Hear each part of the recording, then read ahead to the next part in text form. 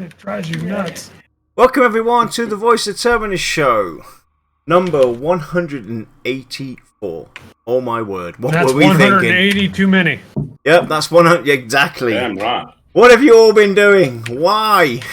Why do I do this? So today's show, we've been given permission by VR, by Ben Dean, to talk about PA5 Shakeout, our experiences, and we'll also talk about the Direlord impression that basically was just recently released, with some insight into the Direlord abilities and everything. And so, as many of you know, the term, they basically did these two sessions, and the term Shakeout is something we've not heard yet from VR. And we obviously have Lex and Josh with us, and Shy. What to mention that, so it doesn't matter. Oh, it's okay. But, we're just backseat drivers. Everybody knows that anyways here. But anyway, Lex. So for those out there that have never heard the term Shakeout, it doesn't matter in regard to VR or not. But what does what's the reason behind it? What is a Shakeout? Can you explain that to people? Well, it's actually really confusing because I have been a tester before, a paid QA tester, and I've had other IT positions that are kind of similar along the same lines.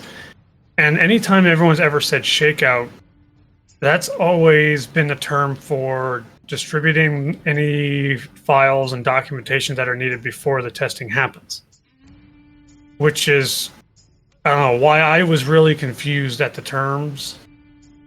But what they essentially meant to say was that this is kind of like shake the tree, see what falls out, make sure things are still working. But yeah, altogether not a very good choice of words. Okay, but that's not exactly what happened, really, is it? No. In this particular instance, it really was a case of let's shake the tree and see what falls out. Like a pre-testing event, really make sure things are operational rather than actual testing. Yeah, but it can be quite confusing if you're expecting a more formal situation, as you just described. Oh, absolutely. I mean, for myself, I really had no idea what I was supposed to be doing, why all this was even happening, or if there was any real goal to it.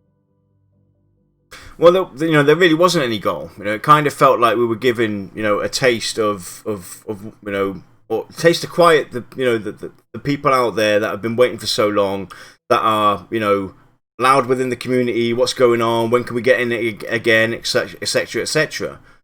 Right? Yeah, and I mean, there's a lot of people that really felt confused about this whole Shakeout thing, and I really think that VR kind of forgot the number one rule. It's like, unless you're told otherwise, most people are going to just assume the worst. So when it came to this PA5 Shakeout, none of us, well, I shouldn't say it. I didn't know why. It was just kind of left everything, in my view, to two types of people. The people who were just happy to get in and play around of Pantheon, which was certainly most of the newer VIPs. And then you had this other group of people where they just assumed that this was a move to kind of like placate the vocal minority. The people who are complaining that it's been like over a year since the last time we had to test. And they just felt that it was a really ill omen. And I really do have to admit that I was a part of that group myself.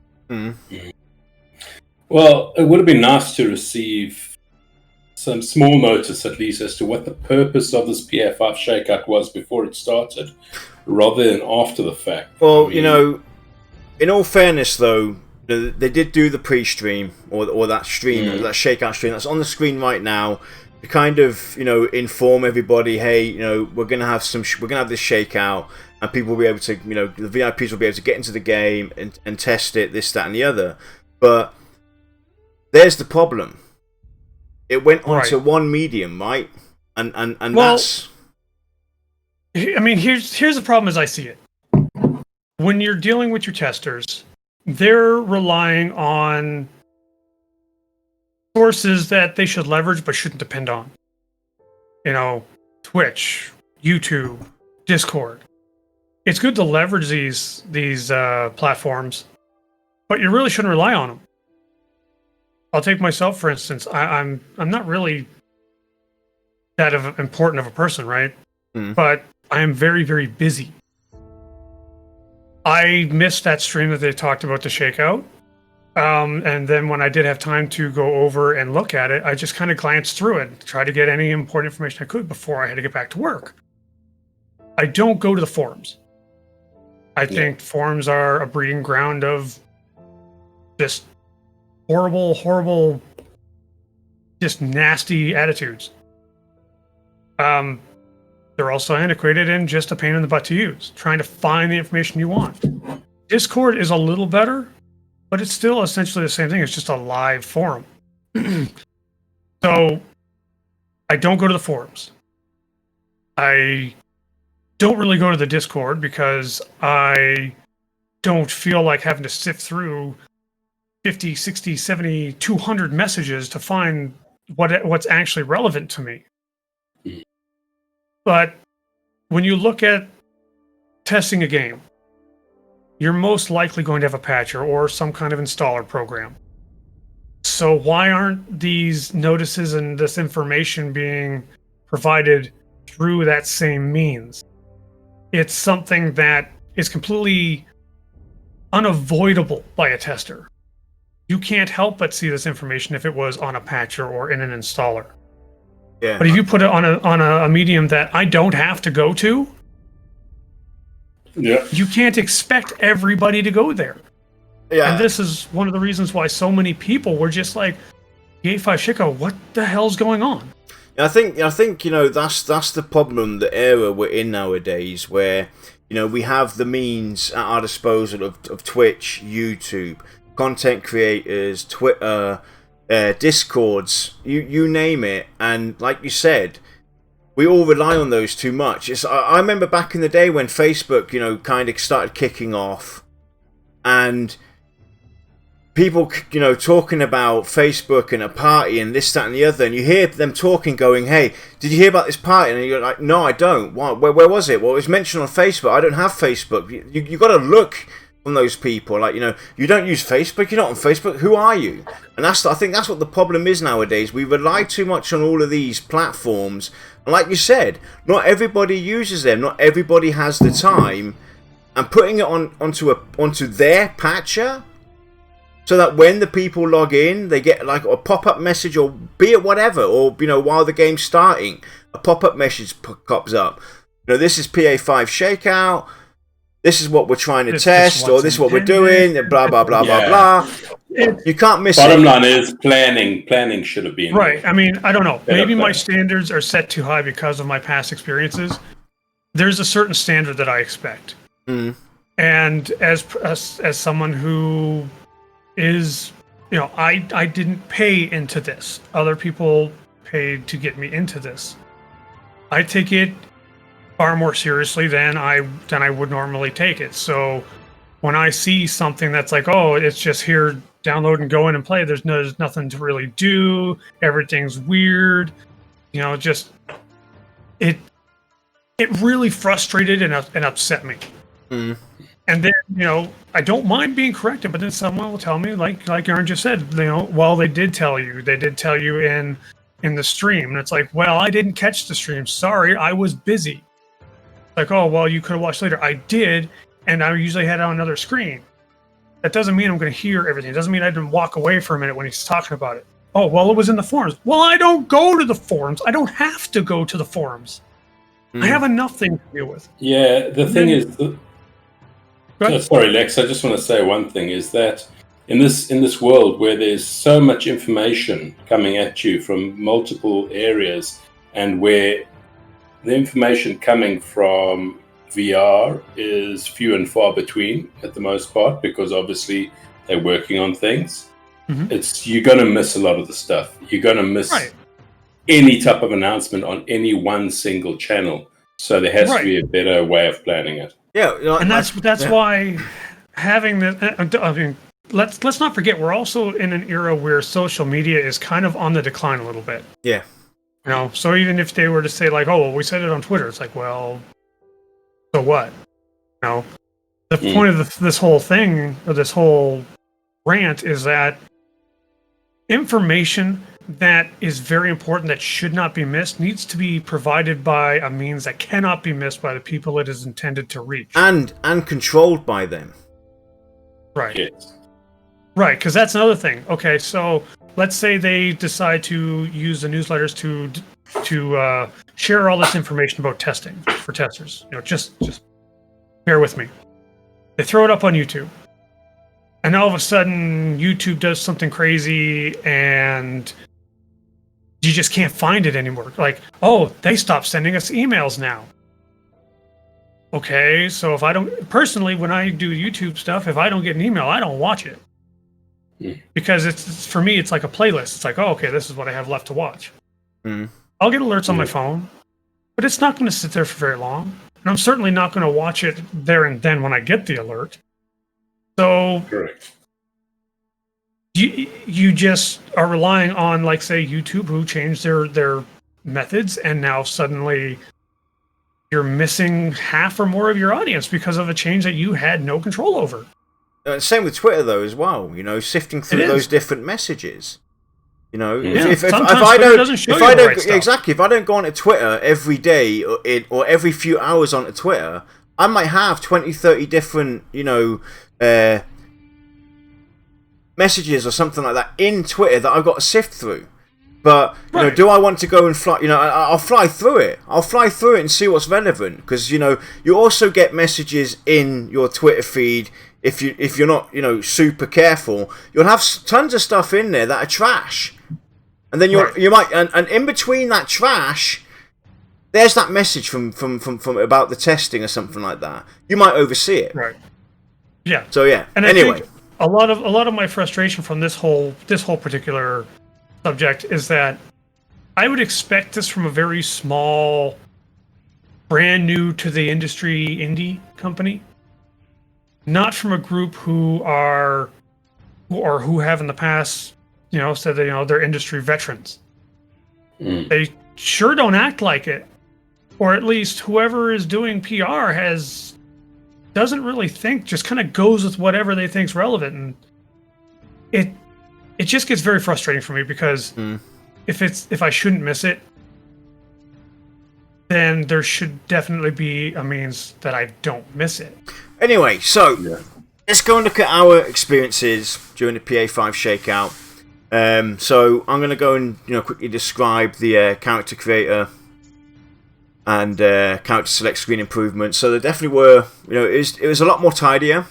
It had a nice look and feel at the bottom as well. When you selected your character, you selected your race, you would have like the little symbols at the bottom showing, what race you are, a little bit of information about the character. You had your spell or your stats on the right side and everything. It was very smooth looking, and the whole display of seeing your character. Once you set it up, you put your name in. There wasn't too much going on as well. I mean, yes, there were still a lot of things missing. Like, for instance, at this point in time, during the Shakeout, obviously they might be disabled. There wasn't a lot of. There didn't seem to be any modifications you could really make to the character at the moment.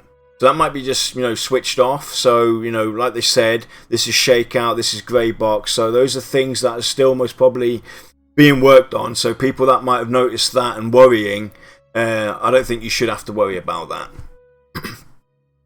No, I wouldn't think so. I mean, it would make sense to limit a lot of these things just for testers, so that we don't become too accustomed to them, and there's something to look forward to when the game's released. Especially with the time given as well, 3 hours a session or whatever it was. You don't want to waste like 30 minutes. You don't want certain people who shall remain nameless, to spend an hour just putting a character together. True. Exactly. Very true. So, Josh, why don't you describe starting off a shaman? You know how it felt. Yes.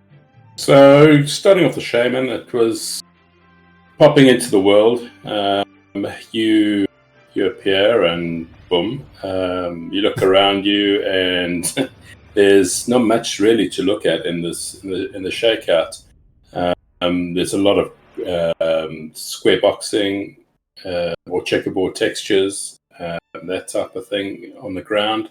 It's a lot of bare sites to look at, feature-wise, and yeah, they've got the plants in there. They've got various trees, but it's very sparse. So clearly, these things are intended to be added down the line, and they were taken out specifically for the shakeout. But it was kind of ugly to look at coming into this type of a shakeout state. But the UI is fairly controlled, and was fairly neat, should I say. That's the only thing I can really say about it. It was just neat. There was space for your buttons, for your spells, and that type of thing. But very difficult to understand exactly how to get the spells in there. This is obviously things that they can build in at some point later down the line as to how these things are going to fit together. But in a 3-hour testing session to try and figure out how these things actually flow and work, it was a big time waster for me, at least. But the feel and the running of the actual shaman, movement-wise, casting spells, and animations really looked nice, really looked good. That I must say was pleasant. I was pleasantly surprised about that. Yeah. So yeah, that was my initial feeling. So Alex, I do say that the animations did look a hell of a lot better. Yep, definitely. Lex, so you go and you played the Direlord, right? Yep. So basically, I started off a Direlord, and I kind of spawned in a cave with a few NPCs around me. I walk out of the cave. I was really surprised to see the world in this in progress state.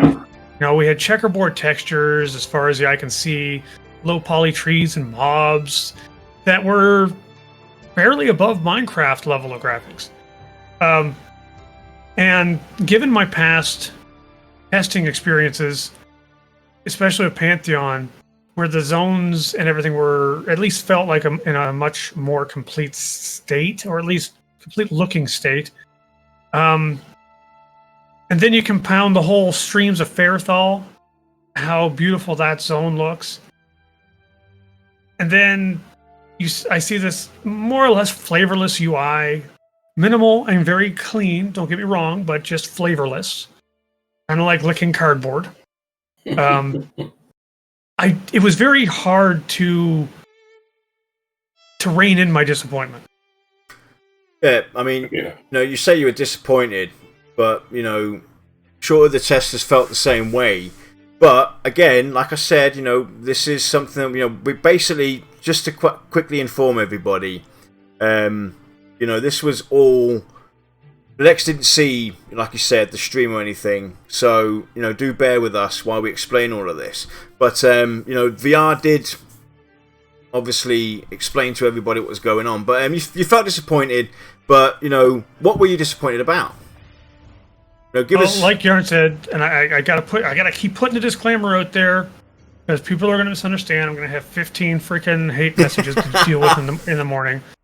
That yes, I missed the stream. I missed the stream that you're seeing right now on your screen. It was a particularly busy time for me, and I had literally no idea what I was getting into. I expect to jump in where we more or less had left off, with a few UI improvements, maybe some new abilities, and just kind of hit the ground running. and then I see what you're seeing, But it took us actually some convincing to get him in. Yeah. We actually sat down and we were talking, and we were like, Lex, get into the game. They did tell us that this is what the game's going to look like, so... Right. And this is why putting your information where it needs to be is so critically important. Because I can tell you right now, I'm not the only one that felt this way. I could probably name at least 20 other testers that were in my session alone that felt the same way. Because we were all talking about it. Yeah, I had 6 or 7 myself. Right. And it would have been so easy to avoid, which is probably the height of the frustration here. If it's something that me as a nobody programmer can do, why the heck aren't they doing it? Like adding, like if you have a patcher, then you just have the notes for your testers right there, right? Like, why haven't you done that? Yeah. It did take a lot of convincing to get me back in. Yeah. Because I was literally feeling like I wanted no part in this PA shakeout. I mean, I logged in for 15 minutes, said no. Absolutely not. And I logged out. Yeah. Which is sad when you consider the investment. True. 100%. Well, you're not learning your feelings of disappointment there, Lex. I mean, when you raise your own expectations, and there's been any type of notice, that is impossible to miss. I mean, if you take Discord, for example, not every VIP is in Discord. So that is a big problem. And the forums are fairly similar, that VIPs are not using the forums. I think a lot of them have gone, well, it's fairly toxic over there, so I'm not even going to bother to go in over there. So it's quite difficult to figure out why it's so easy to miss these type of things for us. Can I just quickly jump in, really, as well? Yeah. Another thing that comes to mind as well, you've got plenty of VIPs that they'll go away for months, right, and then they'll come back. So they can't wonder why your disappointment happened and why your 20 other people saw it the same way as you did, or even myself and the 6 people that I ended up grouping with towards the end. Why were we disappointed? Because if they have long spaces of time where nothing really happens, it was a year it's been a year since we got into the game, then they can't expect the community itself to be on the ball around the clock. They'll take their time away because VR are taking their time, and there's not a lot of information flow coming along as well. So I just wanted to put that in there as well, real quick. Right. Well, I mean, I'll give you guys an example. I'm not going to name names because out of respect for this guy, I can't get a hold of him. He's a VIP. He works on an oil rig. He took his leave or his vacation to coincide with the shakeout at relatively short notice. He hasn't had access to the streams. He hasn't had much access to the internet, really. And he comes back and he asked me, where does he go for a refund? That's how upset he was. Yeah. And I told him, I'm upset too. But let's not do the knee-jerk reaction here. Yeah. As much as I want to as well. There's always a reason behind these things, even if they don't share it with us. Yeah. But it's not VR's job to know these details of our lives. Individuals. Yeah. Right. So, but it is their job to take into account the best way to provide this information. Yeah. Now, if they had done like we have just mentioned, like say put these in, like some of this information in a patcher or an installer. Yeah. Then this particular individual would have seen this information. He wouldn't have felt like he basically got a cup check when he logged in. And it's events like this that are really damaging Pantheon, even just the VIP community alone. And while you could say that no one is really to blame here because there's mistakes on both sides, it's hard not to blame VR simply because it's such an easy fix if they had stopped to think about it. Yep, definitely. So let's talk about the grey box is what it's called, and the checkered squares as well a bit. Can you explain that, Lex, to us? What it is? Why is it? Okay. Why is it there? So you'll notice in the screen or in the stream that we're showing here that there's a checker box pattern on the ground. There's a very good reason for that, and you'll even see it on some rocks and such.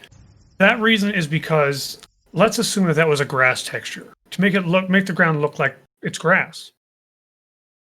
It's going to be virtually impossible for you to find where anything's being deformed that needs to be fixed. With a checkerboard pattern, everything is so uniform and the pattern is so pronounced that you could spot a deformation from a mile away. And that's the primary reason for it, so that you can see that a texture is being pinched weirdly here, or it's being stretched oddly over there. And then you get an idea of where you have to go to fix these things. Okay. But that's the reason that you're seeing the checkerboard. And I should probably mention that it's also a pretty much an industry standard way of doing it. Okay. So, were there any things that kind of stuck out through the shakeout?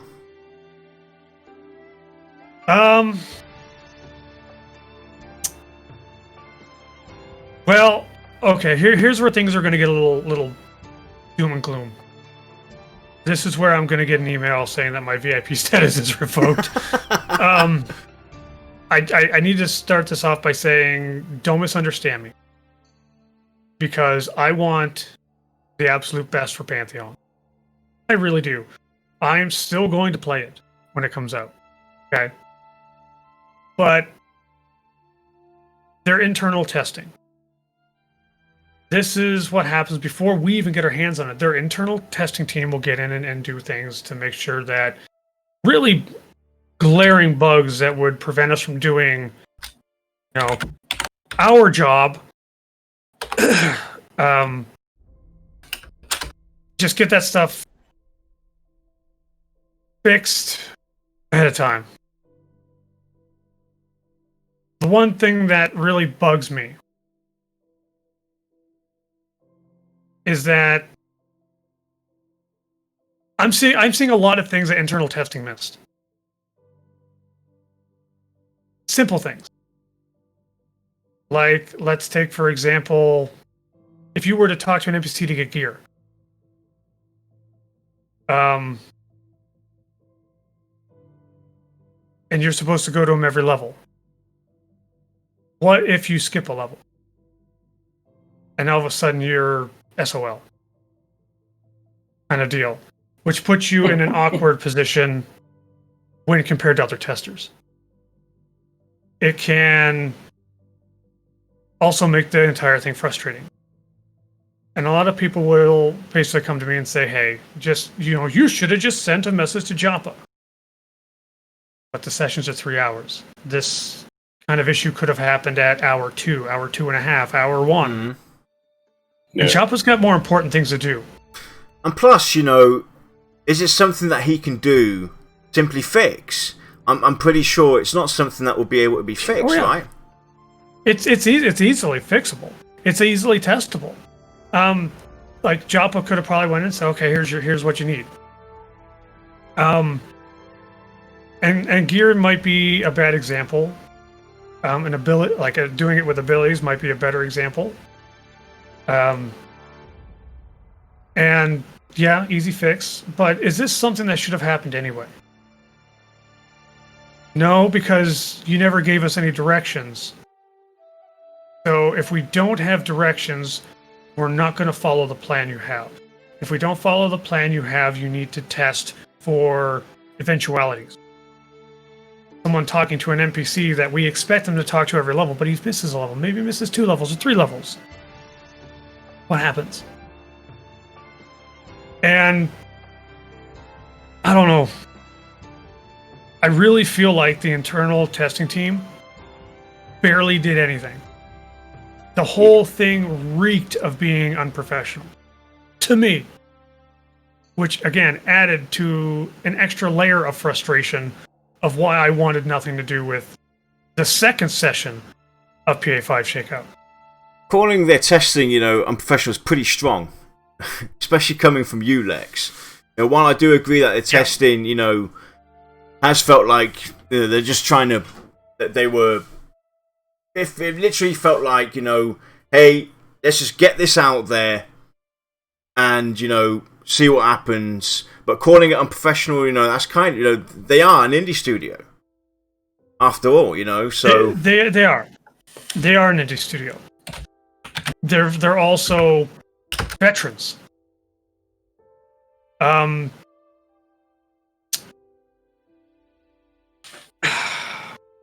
trying to think of a way that I can do this delicately. Because, like, internal testing, it's where you do dry runs. It's where you find initial big bugs that cause server or client crashes without having gigantic log files that include 100 players. So it's the best time to catch a lot of these silly bugs. And us, I mean, like, let's take that armor example or the ability example from an NPC. Okay, yeah, it's a bug. And bugs are expected. But should VIPs really be wasting their time trying to find bugs in a temporary system that's used for testing? I mean, shouldn't that be where internal testing catches things? Because it is a temporary system. It won't be like something like that wouldn't be there for launch. Like, you wouldn't talk to an NPC to go to level 10. Yeah, but you might need that. Go ahead. So, but do you think that since this is the Shakeout, that wouldn't something like this that was missed internal testing, it wouldn't be that big a deal, surely? It's not really a big deal. If it only happens once or twice. I mean, I'm seeing things that are happening every single testing session. That, because they're temporary testing facilities, I don't report them because it should have been handled by... It's not really a bug that affects the release. Yeah. Just the testing period. Yeah. And I mean, like, another example would be for the first Shakeout session. The experience was tuned up so high that it took some people a full hour to go from level 3 to 4. Now, these sessions are limited. So, I don't think internal testing would... I mean, wouldn't you think that internal testing would have actually got in and realized that a full third of the time to go... a full third of your play session is spent going from level 3 to 4 to where you can test new abilities is just a little silly? Well, apparently not, because it still got through. And I mean, that level of experience, that's fine for release. But this is testing. This is where we're going through things, testing to see what breaks, and especially when you're putting a hard limit on these things. So Yeah. all this tells me is that internal testing either did a slapdash job, or they didn't even do a preliminary test session. And to me, that screams unprofessional. I mean, they didn't even care about wasting the time of their testers, which is exactly what or at least the first Shakeout was. It was a huge waste of our time. While I do, agree there that the first test was pretty much a big mess. Things were overseen, overlooked, and everything. I have to say that the second Shakeout, they did a lot of bug fixes, a lot of improvements. They definitely raised the XP cap or the XP speed, so it was a lot more smoother. But yeah, definitely, the first one was like, it was. After looking at the context, thinking that hey, this is about loadout, about load times, this, that, and the other. Then why are we so restricted? Right. I mean, yeah, the second one, the second PA5 Shakeout session, it was completely unexpected. Yeah. Virtually unannounced. It was just like, oh, hey, by the way. Surprise! But I mean, it was a very nice surprise. But the thing is, after such an absolutely miserable experience of the first PA session, given my situation was maybe a little worse than most, I had such a bad taste in my mouth. And, like I said before, I'm not a very important person, but I'm very busy. My time is very valuable to me, as I'm sure it is to everyone else who's a VIP. Did I really want to waste another few hours of my life pointing out the obvious because internal testing couldn't have been bothered to do a decent job? No. Yeah. I skipped the second session of the first Shakeout. I completely skipped it. Yeah. And I waited a full hour of the second session, of the second Shakeout. To get in.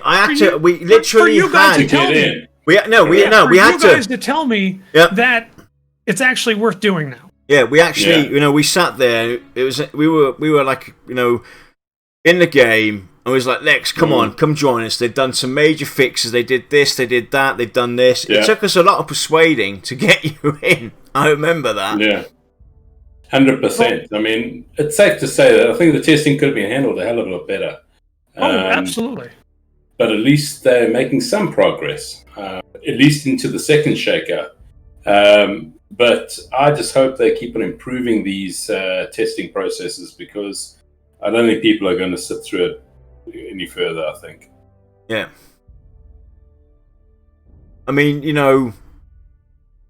overall though, right, looking at, our experiences, because, they also mentioned, basically, when they announced it, obviously you missed this, Lex, as well, though, but, we've already talked about this, already now, so, they basically mentioned that, hey, the world has changed. Or this area has changed. Thronefast is now different. It's been refurbished, and I have to say for myself, when I compare what I saw with the older session, the older viewings of Thronefast, and what I saw here, it definitely feels a lot more. It feels larger. It feels, it screams adventure. It screams danger everywhere. There's a lot to go and see out there. So they've definitely improved in that way, especially in the horizontal level as well. Would you agree when I say that, guys? Yeah. I think I would. I mean, yeah, there has been a lot of noticeable improvement. I'm a very technical person. So I might be a little more aware of some of the more subtle improvements, I guess. Like where you guys see the trees that look like marshmallows. I see an implementation of trees where you can change one small thing, watch it cascade through an entire zone, and measure the impact of even the slightest change. To me, that's an improvement. That's a good way to do it. Yeah. But it's just the communication and their testing methodology is so horrendously flawed. Yeah. That it really makes me worry. But while we are the alpha testers, I mean, we're more like stress testers at the moment that randomly come across the bugs, to be honest. we're there to put strain on their servers and help them that way. And then any bugs that we come across are just like an added bonus. Yeah, that's a pretty fair assessment. I mean, we're not real testers. And I think maybe it's because I have had the job of being a QA tester myself that maybe my expectations are a little too high for VR. I mean, Pantheon is something that we all believe in. We all desperately want it to succeed for many different reasons. Seeing things done so haphazardly and with caution kind of thrown to the wind, it really bugs me because I know they can do better. Yeah. All right, so let's move on and talk about some of our grouping experiences, because we did, it in all fairness, everybody, even though there's been a lot of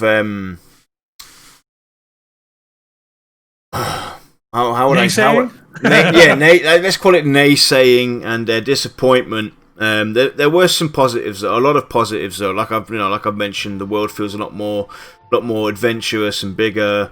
There's definitely a lot of improvements there, and we can see you can see what they're doing, where they're going, and let's talk about our group experiences. And me and Josh will describe how the healing felt. So in session 1, I couldn't really give you a good reference on how the feeling went, because we didn't get really far. It was me and somebody else that were in there, and then we also had Josh on a different server. Which was coordination. Yep. Because there was no. I mean, we did select and everything, choose what servers we want to be on, but some things happen, Anyway. Yeah. So, because it was like we've already mentioned in session 1, it took a long time to get up, and being in 2 different areas with the Shaman and the Direlord didn't make life easy as well, So, but session 2, grouping up with Josh and Lex, and other people there, I quite enjoyed the healing, especially with the added ability that they've already talked about. The battle meditation was quite an interesting, because that was something that came in session 2, and it was a big surprise seeing that. It felt really cool having that kind of ability to kind of help control your mana flow while you're in combat. So basically, they've already mentioned this in the Direlord stream. The way the battle meditation kind of works is during combat, you go into this state of in this trance. You're like stifled, and you can basically regenerate mana. And the longer you do this, as a certain period of time, the longer you do this, the risk of you drawing aggro, gains. But I can see that being a very interesting ability to have for the Shaman. Now, after seeing it with the Shaman, I'm kind of hoping that the other healers will get something similar. Maybe not necessarily this, but even if it is something like if it's across the board for the healers, this battle meditation state, I can see a lot of good coming from that. Like Joppa mentioned in the Direlord stream, it's risk versus reward. There's a big reward you can get from it, but it comes with a big risk as well. So it's about coordination and making sure you use it at the right time. So I did quite enjoy that, and the Shaman himself felt good. It felt like he was in the right state of mind. At the levels we basically had, I think we were level 4 or 5 or something. I can tell. Yeah. But it felt correct where we were at that point in time. It was I felt it felt very well balanced. The abilities that we had at our disposal. What about you, Josh? Just to add on to your point about battle meditation, I think the synergy between the healers and the tanks is going to be super critical because where the tanks are going to actually there try and hold the aggro of the mobs while you go into your battle meditation is going to be fairly crucial, and communication has to be key in that regard. So I think the synergizing in the group has to be on top of things. You have to be on top of things, which is great, which I really love. So love about the shaman and the Direlord. What about the the added bonus, which was quite a surprise actually, of having mushrooms and apples to kind of like regenerate your health and your mana? How did that feel for you? Well, I was, for me, let me quickly finish off here. Like for me, the idea at first it sounded great, right? But it was so scarce though. I had before we found the first apple or the first mushroom and everything, it took quite some time.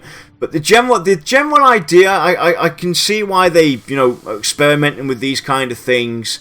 I think it needs further thought to go a lot more further with this. There could be potential there for something like that. What was your take? I also thought that it was a bit gimmicky from my point of view. I think the reasoning behind it is sound,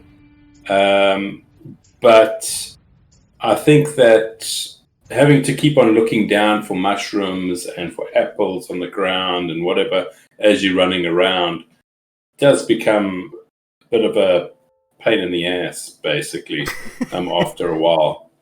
But I would honestly rather have that part of the cooking side of things, where you can create like an apple pie or whatever, and that'll buff your mana or that'll buff your health at the end of the day. I mean, which they'll probably bring in to the game at some point anyway.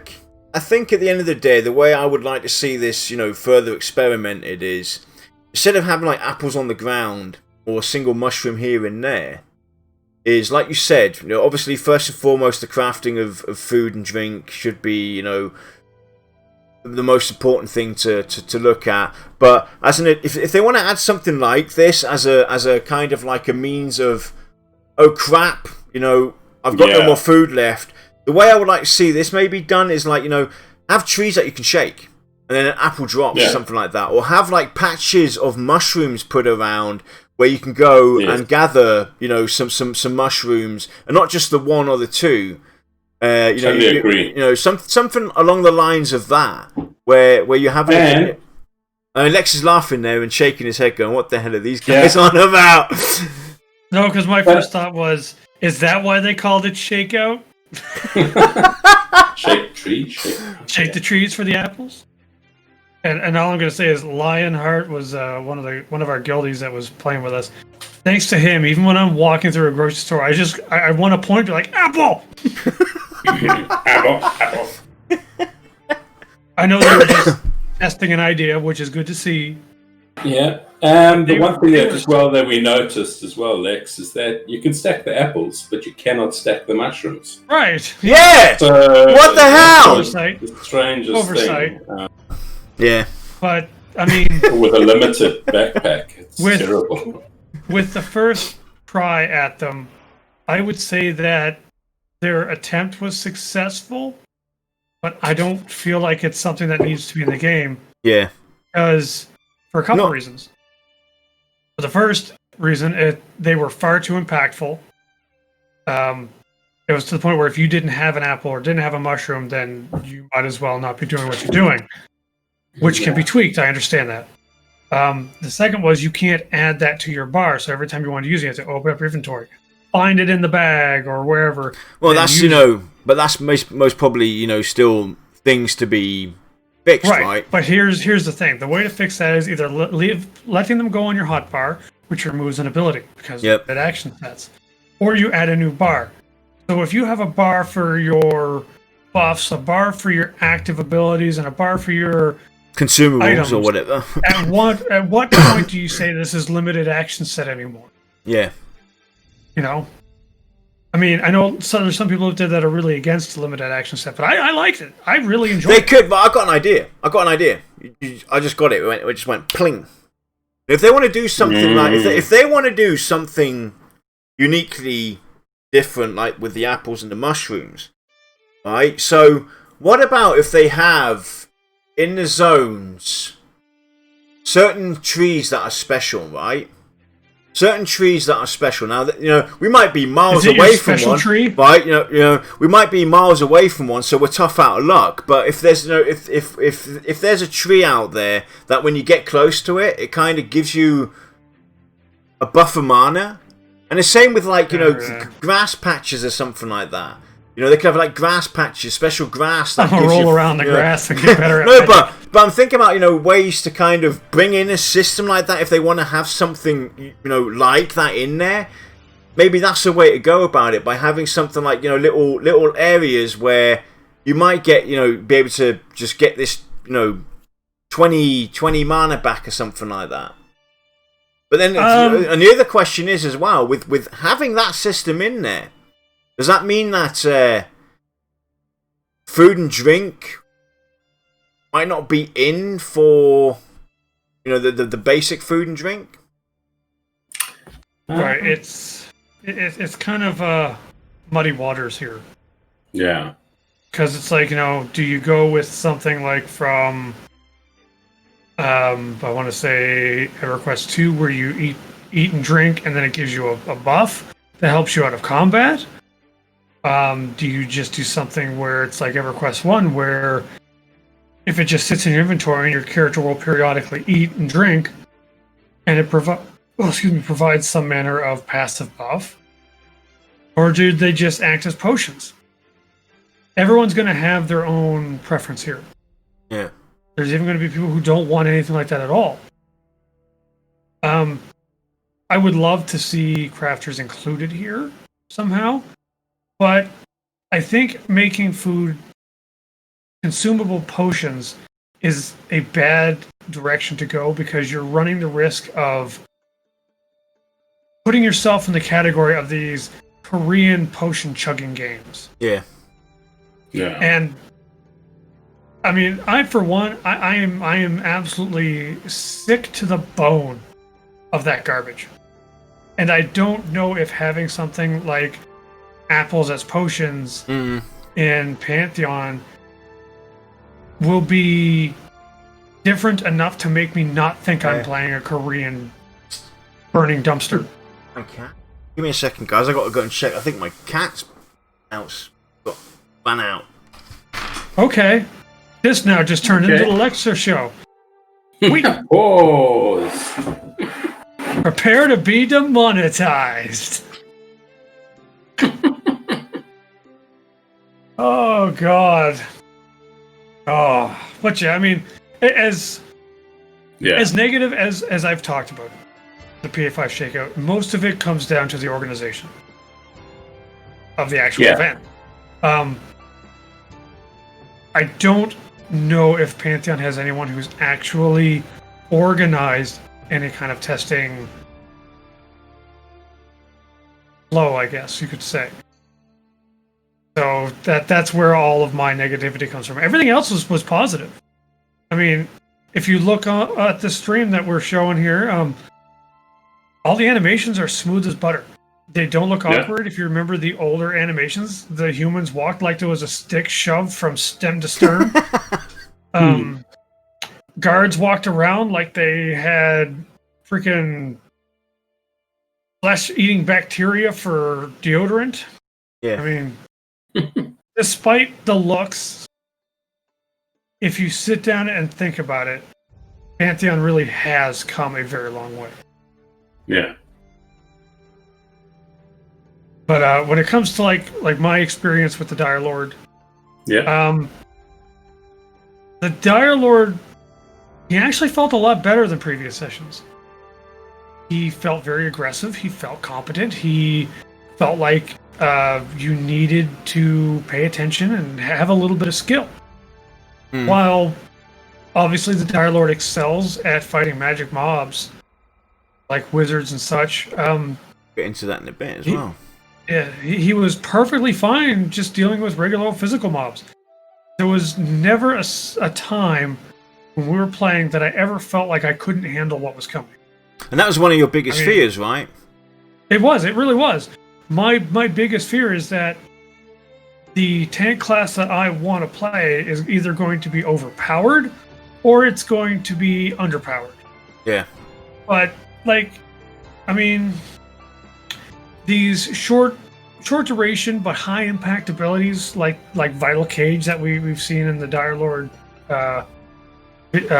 stream, it added a much needed flair just to tanking in general for me. When you actually paid attention and you timed those things correctly, you could really feel their impact. And if you mistimed it, I kind of found myself thinking, just like, come on, damn it, Lex, just pay attention. Because when you didn't hit it, it really hurt. Yeah. I still miss plate armor. But it's more of a personal vanity preference. Maybe it will come one. Maybe. Maybe. Maybe there'll be plate mail that they can wear. But I mean, the mail armor, it never felt underpowered, even when I was tanking mobs that were 2 or 3 levels higher than I was. And I think I'm genuinely... the balance was good. Yeah, balance was great. Yeah. There were times where the shamans could pull it off me if they went crazy, or I was slacking. I dealt decent damage. I could take a decent hit. The whole second session of PA5 Shakeout left me with this feeling of excitement for tanking again. And I really can't wait to be able to roll my Scar Direlord. Yep. Same with the healing as well. The sense of danger, the sense of being organized and everything. It's definitely gonna. It looks very promising. Let's put it that way. Let's look at most of these games nowadays. There's really no challenge anymore. You're not focusing on what's going on your screen in front of you. You're distracted quite easily. But with Pantheon, you're focused on what you're doing because it does have a real impact, and it feels like, hey, if I don't pay attention, then and we've had that happen. We had a split second where we weren't paying attention, us healers, and guess what? Or the tank wasn't paying attention. Josh gets aggro and dies. Yeah, 100% right. Yeah. So yeah, but just to add on to that, I mean, if this is what it's like with these 2 classes, can you imagine all the other classes involved in the group as well? It's really going to be a great running around. It's going to be very interesting to see how all these different classes and all these different group combinations, especially with what they've done with the design. With the you've got you've got your spell bar, you've got your utility bar. You've got a limited action spell set that you can use at your disposal. It's going to be very interesting to see how all these different unique group ups with different class choices and this and that kind of harmonize, work together, and get along, and how the flow of gameplay is gonna be different. Depending on what kind of group you've got. It's going to be very interesting to see that. But we also got our first hands on testing the climbing. So. The first session, it was. I think in the second session they added in the hotkey, correct? Or was that already in the first session? I can't quite remember. I think it was already in.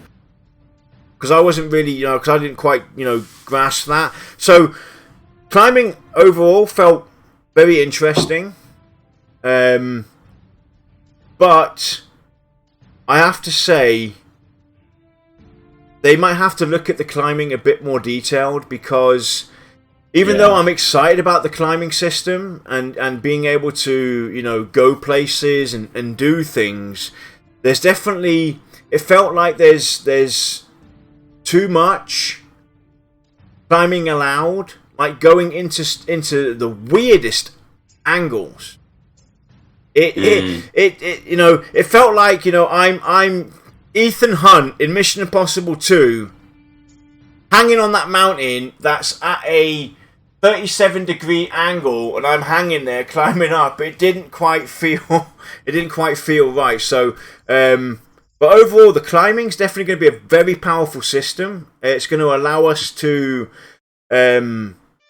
do a lot of crazy things, like, you know, figure out different paths to go and different ways to get there. Now, obviously, they've already talked a bit about this with the with your endurance system as well. So the more you do the climbing, the more you gain climbing experience, if you will, if we want to call it that, or mountaineering, or whatever they want to call it. Now, it's also going to be very interesting to see where the limits are. You know, how high can you climb before you lose endurance and just freaking fall to the ground? You know, that's another thing. At the moment, the way it works, you fall to the ground, right? Which I don't believe that should be the case. Yeah, there should be. You should just be able to sit where you are and gather your stamina back up again. Yeah. There is a rock climbing method or maneuver actually resting in a climbing position. Yeah. And it's just kind of funny that, you know, I would never expect that to be in an MMO. I wouldn't. But it's kind of obvious that I don't think anyone there does any rock climbing. No. Yeah. Definitely not. Not that I have in the last 15 years, but... Because if people had to fall every time they ran out of their stamina in real life, well, climbing would never be a thing. But I mean, when you look at older games like EverQuest, which has influence on Pantheon, the same can be said about swimming. You know, there were a lot of races who started off with 0 swimming. And it was literally like, you can basically float in a pool and move faster than these people are swimming. Even flailing erratically, you would swim faster. But it's that whole, you know, that line of disbelief for a video game that it might be fine. I would like to see that maybe, I don't know, maybe what I would do instead of your stamina is done and you fall is with a lower skill, it increases the chance that you slip and fall. And your stamina, you just have to stop and wait. Right? Yeah. Because it's still going to slow you down. And the whole time you're still going to want to up your skill because maybe you're in, God, what's that ice place? Amber Fate. Amber Fate. Because maybe you're in there and the climbing in there requires a skill of 150 or higher. Yeah. Before you know, that's just to make it trivial. I mean, there could also be reasons behind it, though, as well, that they have this fork in there. Because maybe they don't want you to... I mean, yeah, they've already said multiple times and kind of, you know, talked about it, saying that, hey, anything you can see, you can reach, and this, that, and the other. But maybe with the climbing system that they've got in their mind, maybe it's become like something where, hang on a minute, if we allow climbing on every single surface, or possibly where it makes sense and everything... Just imagine climbing up this mountain all the way to the top. Is that really the intent from the developers to allow us to go above and beyond? So how do you restrict that? Where do you stop it? You know, right. And that is a legitimate problem. I mean, what if you climb a mountain and all of a sudden you fall over the edge of the world? Exactly. Where do you end, basically? Right. It's like where do you draw that line? Because I mean, you know. Go on. I was going to say that. I know this is the basic of climbing, but I'm thinking that they're going to introduce items that'll be able to help you with climbing, probably, as you would do in real life. Yeah. Right. But I'm being an armchair designer here. What I think I would have done differently is the farther up you go, the harder it becomes. And then you have additional difficulties like the surface. So if you were climbing, you know, like the side of a hill that's relatively stony, that's not that high. We'll say it's 3 times the height of your character. Yeah. A child could probably climb that, given a little bit of luck. But they're not going to be able to climb a sheer cliff of ice. And the higher you go, there are more difficulties to climbing. Yeah, you've got air pressure, you've got wind pressure, wind, fatigue, different conditions on the surface. So because the higher you go, the colder it is normally, right? Right, and it's not. It's not unreasonable to think that the higher you go, the higher the skill will be required to not slip. But I do want to say though, it's got me excited. I'll be honest now, and I do hope that VR, try and look at your climbing, and where it doesn't make sense, like on really angles where you're like lying down like this. I shouldn't be able to climb like that. Right? It makes no sense. But do allow me to climb. Do allow me to climb high. Do allow me to skill it up. Have maybe gear, this, that, and the other, because the possibilities of the adventure are endless now. Normally we could fight our way through this path or this, that, and the other, and go here and go there to get to where we want. Or let's go and try and climb this mountain. Maybe we'll find something that we haven't seen before. Yeah. Maybe there's some. But also, maybe have either you can have like well-worn paths of climbing as well. So it adds to your skill, where multiple climbers have climbed up a certain section of that mountain already, which help you. And if they put ropes to the actual ground itself, that could also make your climbing a lot easier up certain portions. Obviously, if you want to go to weird out there, very high areas where nobody's been before, you're going to struggle and you're going to die. But the easier stuff, people should be able to do. That's an interesting concept too, where if you had pathway, like even if it's just a texture on the surface, that would map out an easier route. Maybe it doesn't take you exactly where you want to go, but it makes it a little more accessible to those who haven't spent 4 hours climbing up and down a hill to get your skill up. Yeah. I mean, I do like their climbing, don't get me wrong.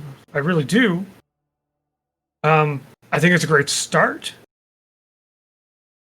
I think there's a little more interesting ways they could have went with it. Really.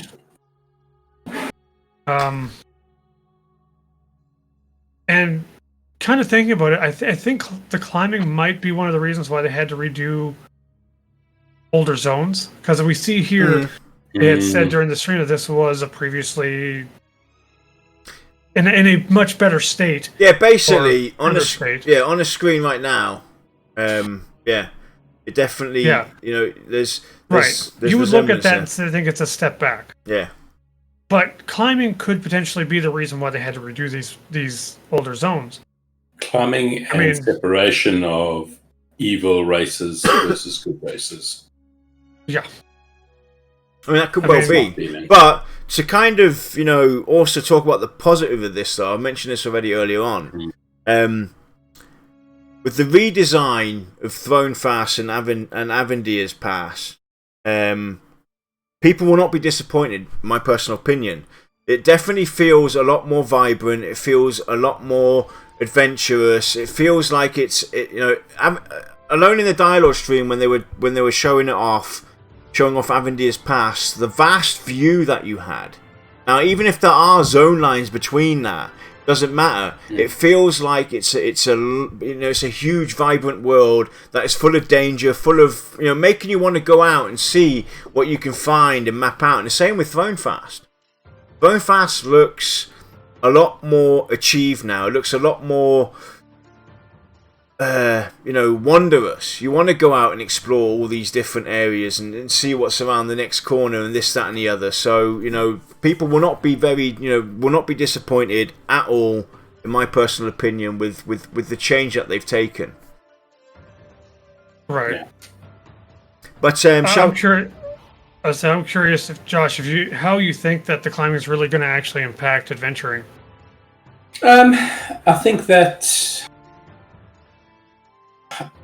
it's a very difficult thing to see how it's going to impact adventuring ultimately. I mean, I think it's really going to challenge people and their groups as to where they want to go. I don't think it's going to impact the critical path of where dungeons are and that type of thing for people to go into. But it is going to maybe get you that piece of headgear that's sitting on the top of a mountain somewhere for some reason. That'll help you add one or two things. Yeah. The other question is though as well, right, which nobody's really thought about here. Now, they've pretty much talked about the climbing being something that they very much want to have in the game, and almost anywhere where it makes sense, this, that, and the other. Now it does beg the question though, how far do you go? Because could climbing become what flying mounts became, a way to overcome certain difficulties to get somewhere without having to go through the bad hurdle? That's the other question we have to look at. I had this also adds another aspect to it as well. Is it an easy way to evade ground mobs? Because are mobs going to be able to climb after you? Exactly. Because if you're getting beaten up and jumping, they have said that they will. It's a little bit of work in progress right now, but they did say that was the intent. Because I can see that as an exploit. A massive exploit. Absolutely. Because at the end of the day, they have to be very careful on how they design their climbing. Because let's say, for instance, now there's a castle above this massive mountain pass, right? There's this massive mountain. There's a way up there, but you can also climb, right? We can climb a certain aspect of it, but then all of a sudden you can't anymore. And people are going to question, why can't I climb here, but I can't climb there, even though climbing is meant to be a major part of this. That's where the issues come in. Can we overcome certain things that we shouldn't overcome? So they've really got to think about how they really want to do their climb. Do they want to make it so, like they've already kind of talked about and said again and again, they want to make climbing be something that is a core focus of the game, that you can basically climb almost anywhere where climbing is going to be. So rock surfaces, this, that, and the other, you'll be able to climb up there. But then they've got to take into consideration, what will that do to us though? Will that allow us to overcome certain difficult content?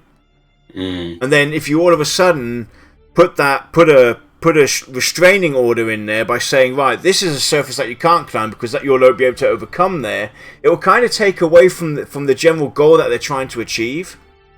Yeah, it kind of feels like just the way that they presented it, they've painted themselves into a pretty sticky corner. Yeah. I don't have a good answer.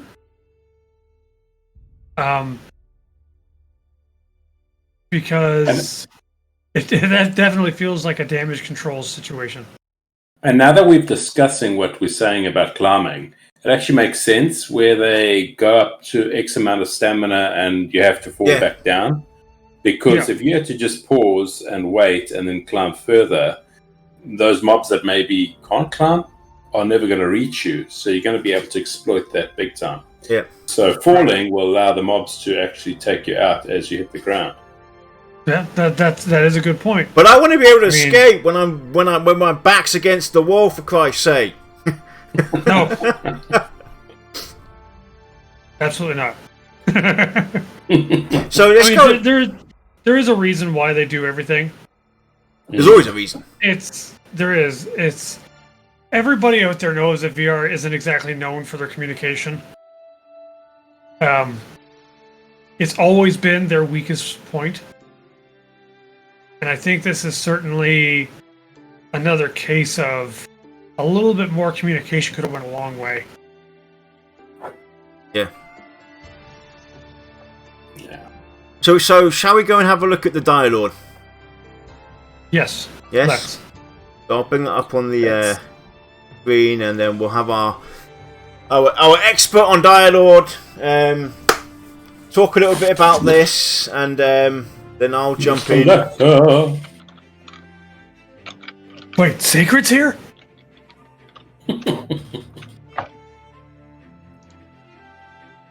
Filthy paladin scum.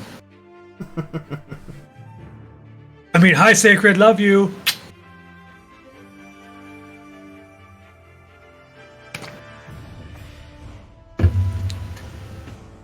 So, Lex, you got to see the Direlord in a bit more detail. And welcome everybody to the September 24, 2020 stream of Pantheon Rise. Pretty good. There's still a lot of stuff to come. Mikhail, Dean, producer of Pantheon Rise. A lot of the masteries with me, as always, is Job, creative director. How are you doing, Chris? I do have a few minor concerns. And of course, this would not be a complete stream without David Roig Schlau, our senior content creator. Everything's always sunshine and roses with old black. So today we are going to. Overall, I was very happy with it. I was watching the Direlord stream live, and I think a lot of people were kind of shocked that I said I was really happy with it. So starting in September. Because Lex is never happy with anything. He has to be a miserable SOB, otherwise he's not a happy person. I usually wake up in the morning going, you know, I made it through another night. Damn it! Oh, I got the I got to mute the audio on the. There we go on the video. God damn it, Yarn! You're so unprofessional. Sound issues again? No. The stream. We actually did a sound check for the first time in like 3 years. Yep. Full audio balancing. Yeah, so I've just. And I still have to tell you, our audio sucks. Yours does. Yours is cracking. That's fine. It's whatever. I don't care. There we go. I can try to mess with my gain a little bit, but either way. Probably because I'm sitting literally like 4 feet from my mic. But yeah, I mean, overall, I was very happy with the Direlord. It had a lot of cases where situational awareness is going to be a big thing. Mm-hmm. Understanding what someone's casting on you is going to be huge.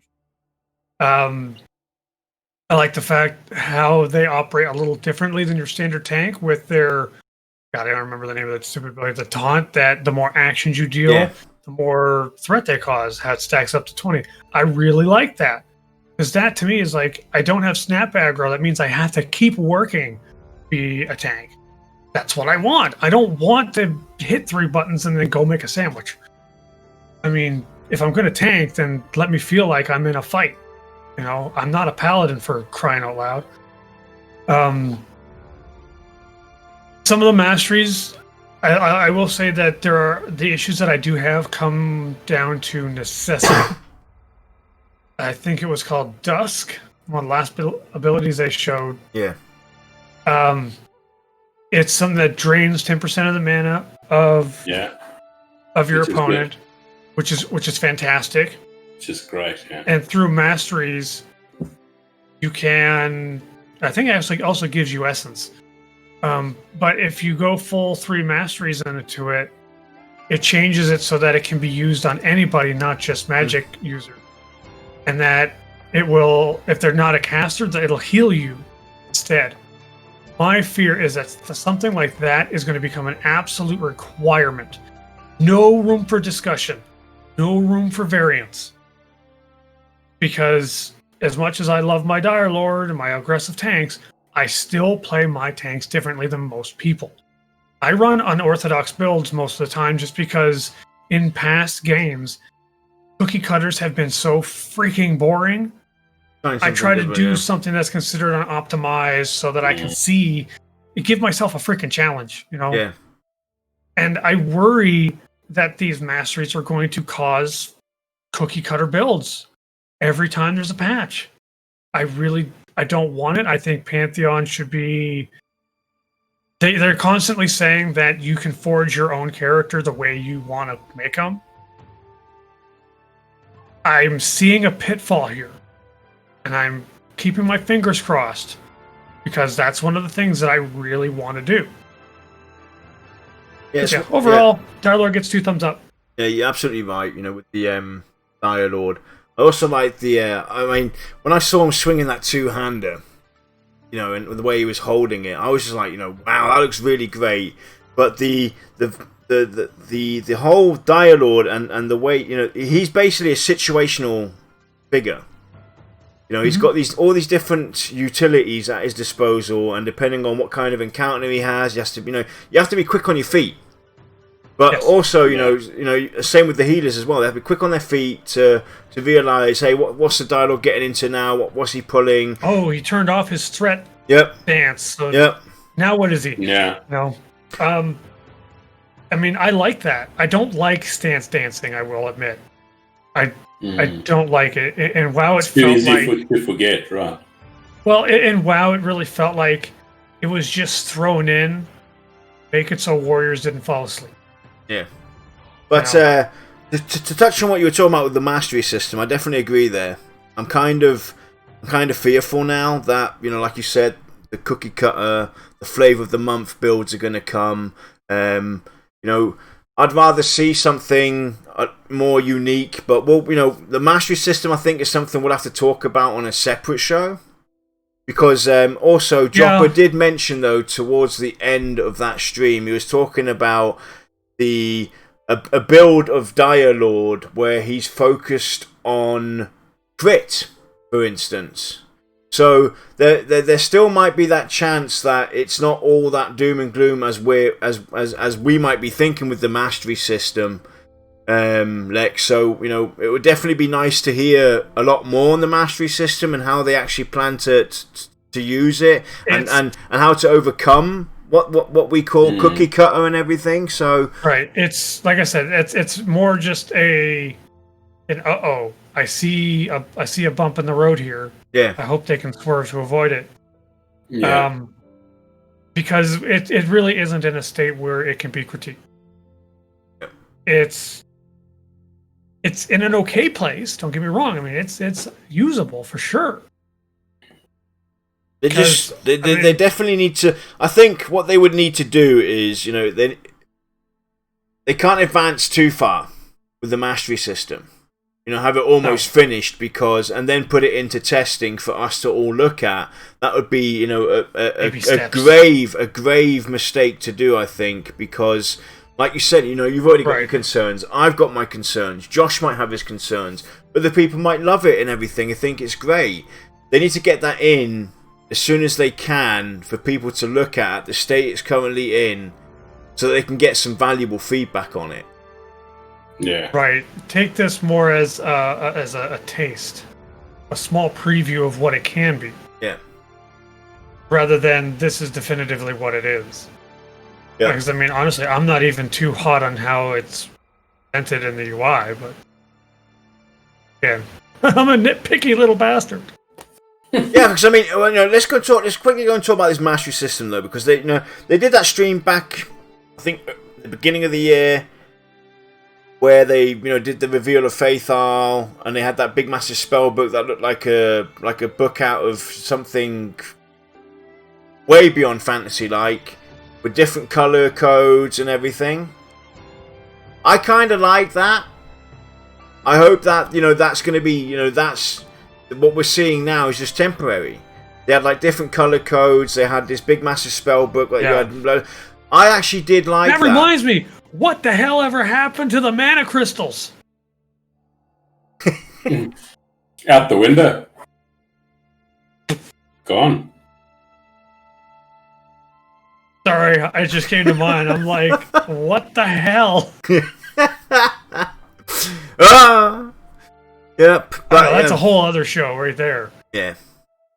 So let's go and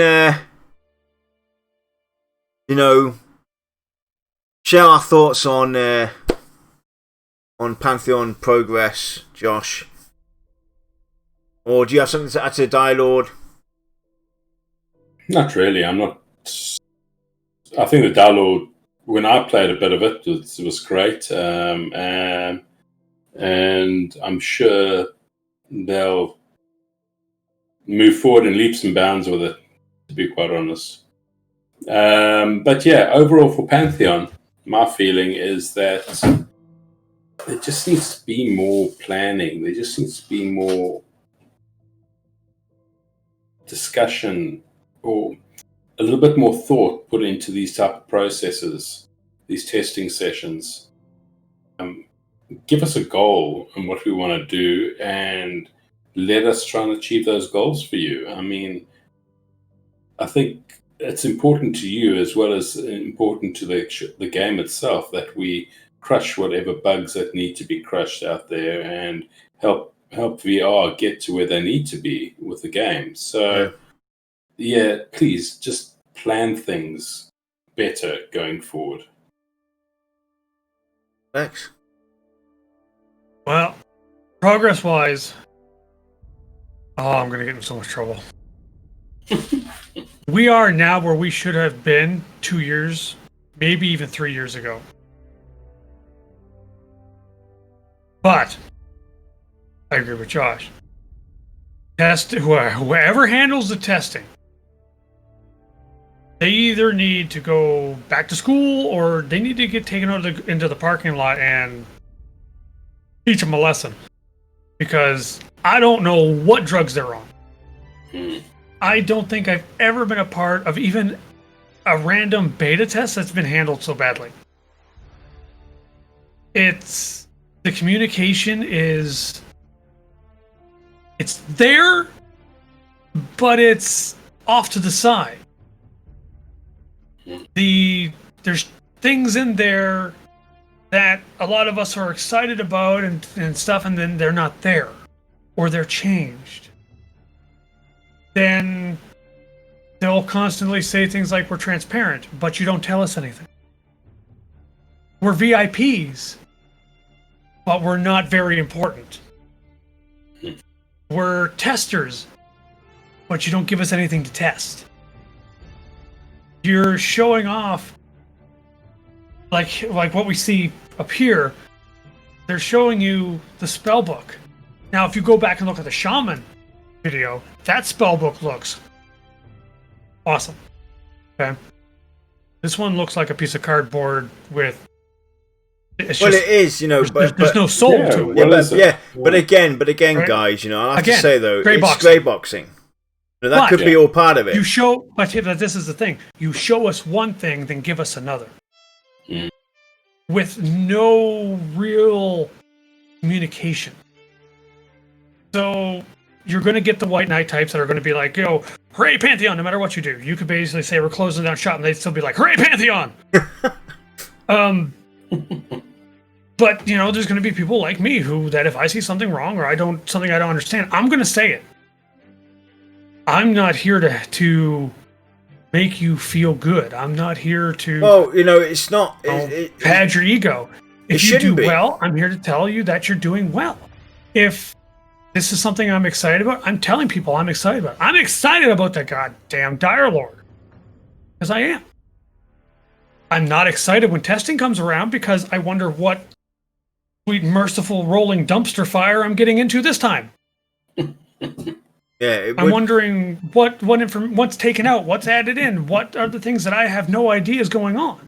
It would generally, you're absolutely right. It would generally just help, for them to, if they do make these changes, to at least inform us beforehand why they're making these changes or what the thought process behind it was.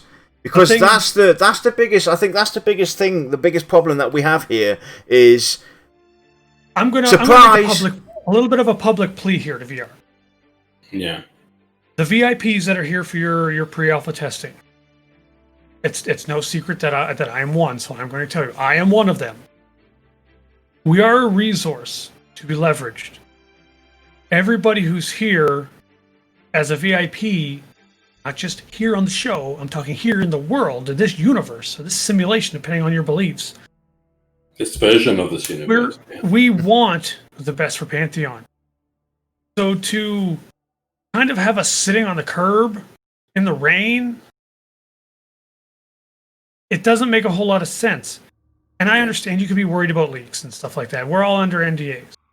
There are ways around. Well, they have to be harsh about it. It's that simple. Well, there's a way to handle these things. There really, really are ways to handle leaks. But things could be done so much better. Use the resources at hand. Even if, your guys' asses are chapped because Lexer's being an SOB again, and I'm never a part of it, and you revoke my VIP membership tomorrow. As long as you start leveraging your VIPs, start testing with even half amount of common sense, it would all be worth it to me. It really would. Because then when the game is released, I know going forward that when it's released, it's going to be great. Not just good, it's going to be great.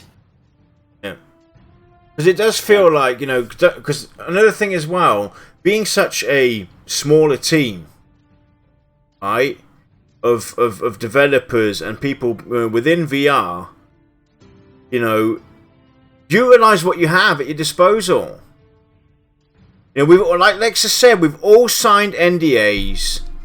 We've all, and yes, I know you're worried about leaks and this, that, and the other, but at this point in time, is there really that much different? Is there really that much you've got to hide that you can't share certain information with with your VIPs or with the people that are helping you test the game, and at least inform them as to why you've made these changes, or discuss it with them? Get some insight with the people there. Talk to them about an idea that you guys are spawning that you want to do. Talk about the idea behind it. Right. And let us. That's another thing thing. Go ahead, Josh. Yeah. One other thing is that you guys are veterans in the gaming world. Making this game, we are veterans of MMOs. That we've had years and years of experience in these type of things. So we're not new at this type of thing either. We can definitely help. And that should be leveraged. Right. And like Yaron was saying, it's okay to run things by VIPs. We're not making the decisions, but we're giving you feedback, real-time feedback on ideas. I'm not going to go into details, but there was something that they tried in, it was session 1 of PA5 Shakeout, right? Mm-hmm. And it was the dumbest idea I've ever seen. I'm sorry. It was literally like hit yourself in the head with a sledgehammer, stupid. Yeah. And you could have avoided even wasting time on that if you would just run it by VIPs. Yeah. Because we'd be more than happy to give you our honest opinion instead of sitting here on a public forum going, "What the hell is going on?" And it's the same with having setbacks. We know you're going to have them.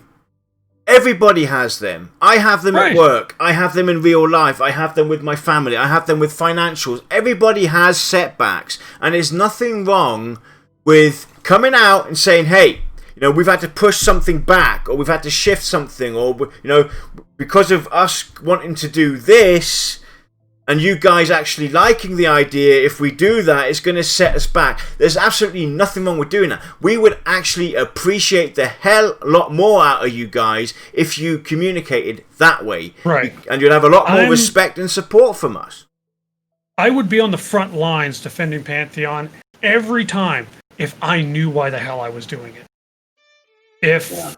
If you came out and for some reason decided, yes, we're going to make a release date of August in 2021. That's our release date. Okay, then maybe someone hit you real hard in the head and that's what you said. And all of a sudden you had to push it back. If you told the VIPs first, like, hey, guys, we're going to have to make an announcement in the next newsletter that we got to push it back. We're prepared. We will be there ready to go. Instead of feeling like we're getting blindsided just like everyone else and sitting there going, I'm defending them, but they can't even give me the courtesy to give me a heads up that I gotta fight this thing for them. I'm not a firefighter. I don't like putting out fires. Honestly, I'm getting the black lung. Getting the black lung, pops. Oh. Yep. So anyway, different reference, but still. Anyway, that's going to be enough of my belly aching. Yeah. In the grand scheme, anyone who's watching this, all I can tell you is that Pantheon is making progress. The Direlord is a lot of fun. I did play a shaman a little bit, and the shaman felt good. The healing felt great. There are a few more speed bumps up ahead that we should be a little mindful of, but overall, the outlook is good. Yeah. Yep. No, playing the shaman is very, very good. Yeah. You know, with all the bad and good, you know, and especially the bad during this show, in by no means this is not intended to scare anybody or anything like that. It's intended with real heart behind it, because we are very passionate about this game. And we're passionate. We want VR to succeed on the highest levels. We want to finish this game for Brad. We want to get it out there in his memory.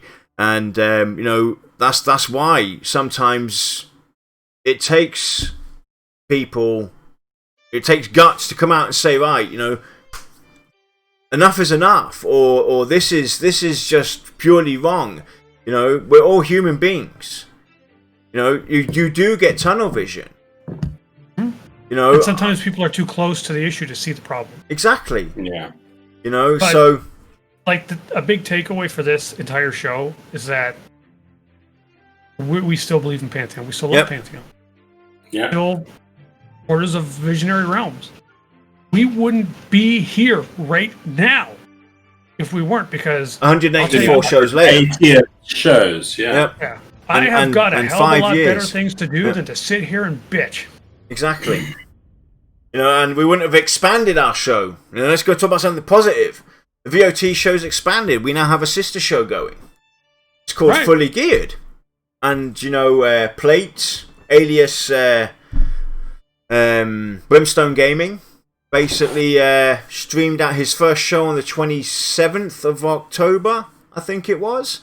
If I remember correctly, or the 26th, I can't remember which day it was. 26th, I think it was. Anyway, so when can we expect royalties to be coming in? We need a few more people, doing a few shows on different days of the week, and then we can start talking about that. And anyway, he's launched his first show, and Fully Geared is what the show's called. And he talked about the passives and actives with all the different classes or races in Pantheon. And it was a great show, a great first show he did. And you definitely have to check it out. It's on our YouTube channel. It's also on his YouTube channel, which has been linked in in the description on our YouTube. So please go check out that video. Give him a follow on Twitter. Give him a follow on his YouTube channel. And he's looking to do it also, I think, once a month at the moment. So his next show will be, I think towards the end of the month is when he's planning to do one again.